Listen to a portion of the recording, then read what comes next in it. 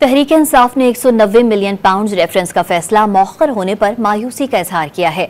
Barrister Gauhar और सलमान अकरम राजा ने deal का तासुर मुस्तरद कर दिया। वाज़ेह किया कि फैसला जज साहब ने अपनी मर्जी से मौखर किया।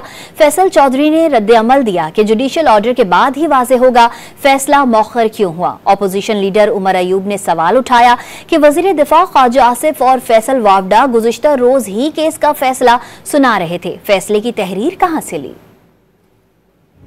तहरीक इंसाफ ने 190 मिलियन पाउंड रेफरेंस का फैसला मौखर होने पर मायूसी का इजहार कर दिया। अपोजिशन लीडर उमर अयूब ने वजीर दिफा और फैसल वावडा की जानिब से एक दिन पहले ही फैसले की तहरीर सुनाने पर सवाल उठा दिया।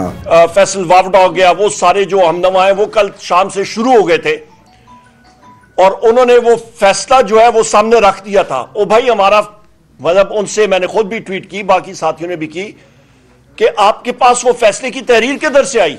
फैसले के बाद कोई बात होती है, फैसले से पहले। इसका मतलब है कि जज ने जब भी फैसला कोई सुनाना होगा तो उस फैसले की तहरीर किसी और जगह से वो बन के इन काबीना के लोगों को और हुकूमत के लोगों को पहले से पहुंच गई है। चेयरमैन तहरीक इंसाफ बैरिस्टर गौहर ने वाज़ेह किया कि फैसला जज साहब ने अपनी मर्जी से मौखर किया, ये किसी डील का नतीजा नहीं। ये केस बिल्कुल बेहुदा बेसलेस केस है। अगर इंसाफ का फैसला हो तो आज खान साहब की बाइज्जत बरी होना लाजिम था, लेकिन सियासी तौर पे और प्रेशर के अंडर फैसले देने हो तो फिर दीवार पे लिखा सबको नजर आता है। ये फैसला जज साहब ने अपनी मर्जी से डेट डाल करके आगे मौखर किया है, किसी भी डील का नतीजा नहीं। वकील सलमान अकरम राजा ने इल्जाम आयद किया कि 190 मिलियन पाउंड का फैसला मौखर होने को डील का तासुर देने की कोशिश की जा रही है। हमारा मुज़ाकराती अमल जारी है।